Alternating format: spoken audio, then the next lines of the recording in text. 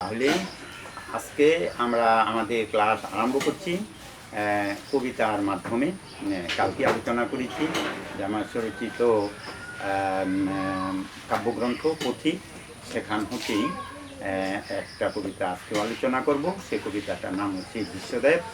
তো আলোচনার পূর্বে আমি আমার মাজনী বৈকুণ্ঠবাসিনী অহ্লাদ দেবনাথের শ্রী জনপদ্যে শ্রদ্ধা জ্ঞাপন করছি। তৎপর আমার প্রিয়তম ছাত্র প্রধান মুর্মু, তার শ্রী করকমলে আমি আমার অন্তরের অনন্ত স্নেহরাশি জ্ঞাপন করছি। আচ্ছা, তাহলে শুনো তোমরা কবিতাটার নাম হচ্ছে বিশ্ব। বিশ্ব কে ছিলেন?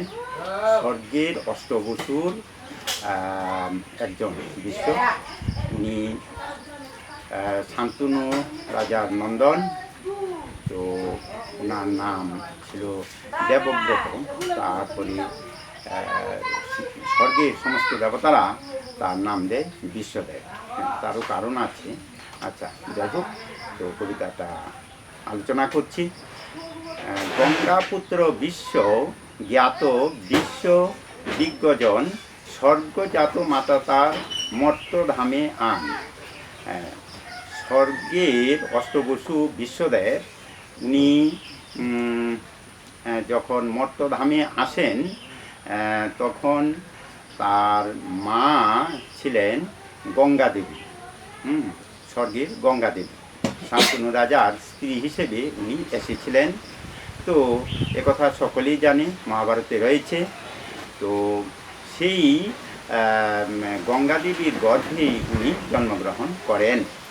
বিশ্ববীর অষ্টবসু স্বর্গধামে স্থিতি, রামগুরু রুষ্টতায় পৃথ্বীধামে গতি। বলা হলো অষ্টবসুর এক বসু হলো বিশ্বদেব, তার গুরুদেব হলো দেবল মুনি। তো স্থিতি গতি সাম্য হেতু মাতা গণে গঙ্গা, যথারীতি স্থান গতি মাতা পায় স্বর্গা।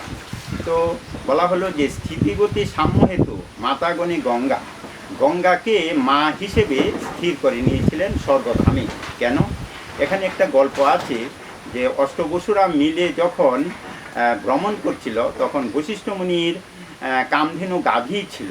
সেই গাভীটাকে দেখে অষ্টবসুর সবচেয়ে ছোট বসুর যে স্ত্রী, সে ভেবেছিল এই গাভীটাকে নিয়ে যাবে। কিন্তু এই অষ্টবসু ছোট বসু বলল, না, এটা আনা যাবে না, বশিষ্ঠ মুনি রাগ হবে। তখন অষ্টবসুর ছোট বসুর স্ত্রী উনি বায়না ধরলেন, রাগ করলেন যে এই গাভীটাকে নিয়ে যেতেই হবে। তো বাধ্যতামূলক উনি এই গাভীটাকে নিয়ে আসেন। সেই জন্য বশিষ্ঠ মুনি তাকে অভিশাপগ্রস্ত করেছিল যে অষ্টবসুকেই মর্তধামে জন্মগ্রহণ করতে হবে, কিন্তু যে ছোট বসু তাকে এখানে থাকতে হবে, স্থিতি করতে হবে, বসবাস করতে হবে।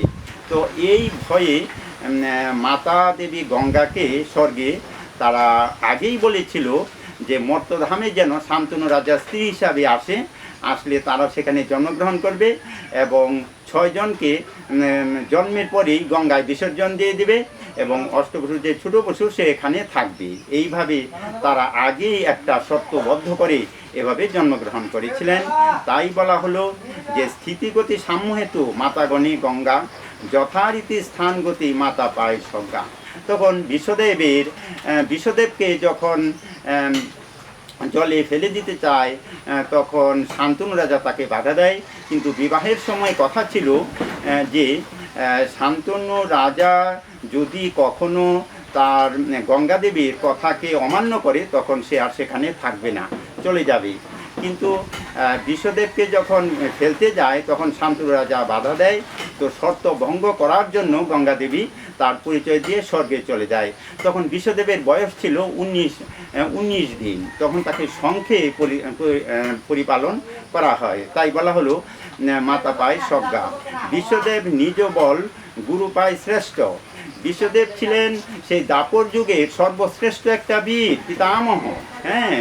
উনার দীক্ষাগুরু ছিল দেবলমুনি, অস্ত্রগুরু ছিল পরশুরাম। তাই শ্রেষ্ঠ গুরু উনি লাভ করলেন। শিক্ষা দীক্ষা উচ্চ জ্ঞান অস্ত্র জ্ঞান জ্যেষ্ঠ, পৃথ্বী মাঝও বীরশ্রেষ্ঠ খ্যাত হয় নাম। তো তিনি শিক্ষায় দীক্ষায় ধর্মে কর্মে এবং দাপর যুগের একটা সর্বশ্রেষ্ঠ বীর হিসাবে পরিণত হয়েছিলেন। দেখাশোনা রক্ষাকৃতি আদি সর্বপ্রেম, সুখভোগ যশকীর্তি কীর্তি আদি যত। বলা হলো দেখাশোনা রক্ষাকৃতি আদি সর্বপ্রেম, তারপরে সৃষ্টি স্থিতি প্রলয়ের যাবতীয় ঘটনায় সর্বশাস্ত্র বিশারদ, সর্বকর্ম বিশারদ এবং উনি ধর্মে কর্মে সকল দিক থেকেই দাপর যুগের মধ্যে শ্রেষ্ঠ ছিলেন। হ্যাঁ, এবং শান্তি প্রেম প্রীতি তার মধ্যে যথেষ্ট ছিল। তাই বলা হলো সুখভোগ যশকীর্তি কীর্তি আদি যত। হ্যাঁ, রক্ষা করে স্বার্থ ত্যাগে নিজ মন মতো উনি স্বার্থ ত্যাগ করেছিলেন। সেই স্বার্থ ত্যাগ কেমন, তার নামটা ভীষ্ম হলো কেন? শান্তনু রাজা, একটা কথা আছে যে ধীবর কন্যা যে ছিল সত্যবতী, তাকে বিয়ে করার ইচ্ছা ছিল দেবব্রত, বিশ্বদেব। হ্যাঁ, দেবব্রত, কিন্তু শান্তনু রাজা তাকে বিয়ে করবে বলে স্থির করেছে। তো তাই বাপের ইচ্ছাকে পূরণ করবার জন্যই উনি সত্যবতীকে বিয়ে করেন নাই, বিয়ে করলো তার বাবা। তখন সে মা হিসাবে পরিণত হলো। তখন সেখানেই সত্যবদ্ধ হয়েছিল শান্তনু রাজার যে শ্বশুর, ওনার কাছে সত্যবদ্ধ হয়েছিল যে চিরকালেই উনি ব্যাচেলর হিসাবে থাকবেন এবং রাজ্য ধনে কখনো যাবেন না। তো সেই হেতু স্বার্থ ত্যাগ করেছিলেন। তো এরকম স্বার্থ পৃথিবীতে ত্যাগ করা, ব্যাচেলর হিসাবে থাকা পৃথিবীতে খুব অসাধ্য ব্যাপার।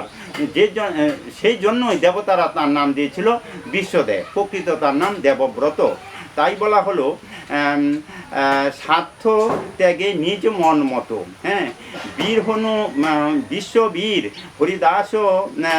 হরিদাস বীর, কলিযুগে সাধ্য রীতি তিন নাম ধীর। বলা হলো যে বীর হনুমান, উনিও ছিলেন একজন ব্যাচেলর, উনি চারি যুগের অমর বলা হলো, রামায়ণে তা আছে। হ্যাঁ, 4 যুগের অমর বীর হনু।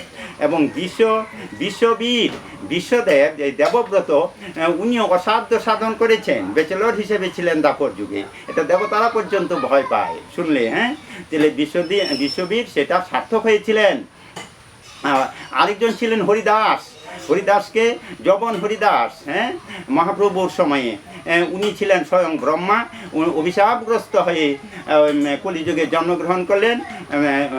যবনের ঘরে জন্মগ্রহণ করার পরও উনি হরিনাম ছাড়েননি। হ্যাঁ, এই 3 জন বীর হনু, বিশ্ববীর এবং হরিদাস, তারা ছিলেন মহান মানুষ। তাহলে কলিযুগে সাধ্য রীতি 3 নাম ধীর।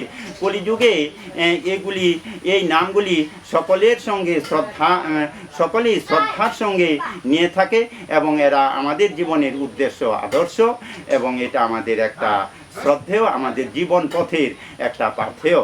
আচ্ছা, যাই হোক, এটা পড়বে এই বলে আমি আমার আজকের পাঠ এখানে সমাপ্ত করলাম। আমি আবারও আমার সকল ছাত্রছাত্রীদের প্রতি আমার আন্তরিক প্রীতি শুভেচ্ছা ভালোবাসা জানিয়ে আজকের ক্লাস এখানে সমাপ্ত করছি।